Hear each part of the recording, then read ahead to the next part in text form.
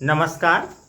मेरा नाम जय कुमार है और आज हम जानेंगे विदेशों में भारत के कितने सैन्य अड्डे हैं। उससे पहले जान लेते हैं कि अमेरिका, कहें तो संयुक्त राज्य अमेरिका, विश्व में उन्हीं के सबसे ज़्यादा सैन्य अड्डे हैं। और कहा भी ये भी जाता है कि बांग्लादेश का जो सेंट मार्टिन द्वीप है उसको एक सैन्य एयरबेस के लिए वो मांग रहे थे, तो बांग्लादेश में उस समय शेख हसीना प्रधानमंत्री थी, तो उन्होंने उसको नहीं दिया, तो इसी कारण उनको तख्ता पलट किया गया है। खैर, ये बातें अन्य हैं। तो कहते हैं कि कई सौ, करीब 700 से अधिक एयरबेस हैं, सैन्य अड्डे हैं अमेरिका के। और उसी प्रकार रूस के भी बहुत सारे सैन्य अड्डे हैं दूसरे देशों में। अपने देशों में तो जो है उसकी बात नहीं है। इसी प्रकार चीन के भी कई सैन्य अड्डे हैं। तो क्या भारत के सैन्य अड्डे हैं जहां कहना चाहिए भारतीय सैन्य उपकरण हो? तो आइए देखते हैं। देखिए, सैन्य बेस किसी दूसरे देश में सेना का अड्डा होता है। यहाँ पर जल, थल और वायु सेना की सुरक्षा उपकरण रखे जाते हैं और सैनिक जो हैं वहाँ रहते हैं और बहुत तरह के संसाधन वहाँ रखे जाते हैं और संचार का द्रुतगामी साधन होता है और साथ ही साथ हथियारों का, तरह तरह के मिसाइल्स वगैरह भी आवश्यकता अनुसार रखे जाते हैं और उन सैन्य उपकरणों के रख रखाव किया जाता है। और ये क्यों रखते हैं? क्योंकि मान लेते हैं अभी अमेरिका युद्ध में, ईरान युद्ध में अमेरिका कूदा। अब अमेरिका से वो अपना विमान भेजता, फाइटर जेट भेजते और वहीं से सब कुछ अभी भेजते तो समय लगता। अब उनका सैन्य अड्डा वो जगह जगह है और वो ईरान के चारों तरफ के देशों पे उनके कहना चाहिए सैन्य अड्डे हैं, तो वहाँ से वो मिसाइल दाग सकता है। तो इसलिए सैन्य अड्डे बनाए जाते हैं कि जो दुश्मन देश हैं उनके कहना चाहिए कार्यकलाप को ध्यान दिया जाता है, साथ ही किसी चीज़ को वहाँ तक पहुँचे कि ना पहुँचे, युद्ध की स्थिति आ जाती है तो रोका जा सके और वहीं से आक्रमण किया जा सके, इसके लिए सैन्य अड्डा बनाए जाते हैं। तो देखते हैं भारत के पास ऐसे कितने सैन्य अड्डे हैं। तो मुख्य रूप से देखें तो भारत के पास 4 ऐसे सैन्य अड्डे हैं। उनमें से लेते हैं पहला, फारखोर एयरबेस। क्या लेंगे? फारखोर एयरबेस। तो फारखोर एयरबेस कहाँ है?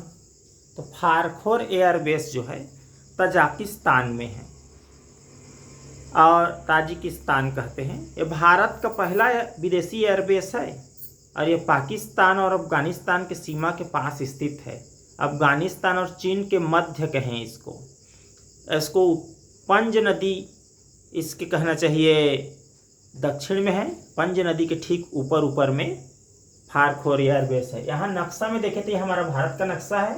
इस तरफ को अफगानिस्तान की सीमा जो है छूती है और इस तरफ चीन है और इस तरफ पाकिस्तान है और ये इधर ऐसे पतले सकरी करके इधर अफगानिस्तान। इसके ऊपर में ये ऊपरी वाला क्षेत्र जो है वो ताजिकिस्तान के है और एक तरह से कहें तो इस क्षेत्र में हमारा एयरबेस है और वहाँ से हम ऊपरी जो इधर पाकिस्तान, अफगानिस्तान, चीन और मध्य उत्तर उस तरफ के जो देश हैं उनमें जो भी सैन्य गतिविधि होगी उस पर हम ध्यान रख सकते हैं। एक तरह से वो हमारा चौकी है। अब आगे देखें तो एक और है, आप लोग जानते ही होंगे कि भूटान और हमारे देश का बड़ा अच्छा संबंध है। तो वहाँ पर Bhutan Indian military training team है। अब भूटान के पूर्वी में, भूटान देखें तो ये असम के ऊपर इस तरफ का क्षेत्र देखें, इस तरफ पूर्व क्षेत्र में भूटान के हमारे कहना चाहिए सैन्य अड्डा है।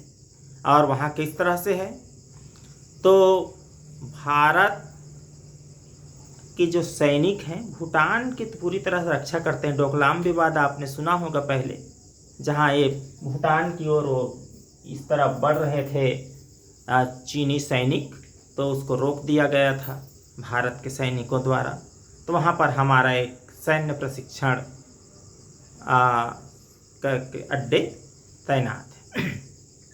अब उसके बाद तीसरा देखें तो मॉरिशस जो है हमारे यहाँ इस नक्शे में, और काफ़ी नीचे जाएंगे इस तरफ तो ये नीचे में मॉरिशस है। तो मॉरिशस में ये बड़ा महत्वपूर्ण है, उत्तर अगालेगा द्वीप। तो एक तो हमारा फारखोर एयरबेस हो गया था, और दूसरा जो है वो भूटान में है, और तीसरा जो है वो मॉरिशस में है,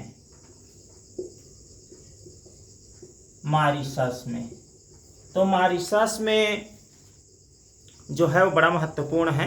मॉरिशस के उत्तर में दक्षिण पश्चिमी हिंद महासागर में स्थित उत्तरी अगालेगा द्वीप एक द्वीप है, आइलैंड है, और छोटा सा द्वीप है, करीब 12 किलोमीटर लंबा है और 1.5 किलोमीटर चौड़ा। मान लेते हैं कोई बड़ा जमींदार रहा करता था तो उसका जो क्षेत्र रहता था वैसे ही उतना ही बड़ा वो एक द्वीप है। उसको ना 2015 में जब 1 साल हुआ था करीब प्रधानमंत्री बने मोदी जी को, तो वो वहाँ गए और समझौता किए, और 2018 में काम शुरू हो गया हमारा सैन्य अड्डा बनाने का। और वर्तमान में अगालेगा द्वीप में सैन्य बेस जो है कुछ हद तक तैयार हो गया है। वहाँ कुछ ही लोग रहते हैं और ज़्यादा लोग रहते नहीं हैं, तो वो एक किनारे में रहते हैं।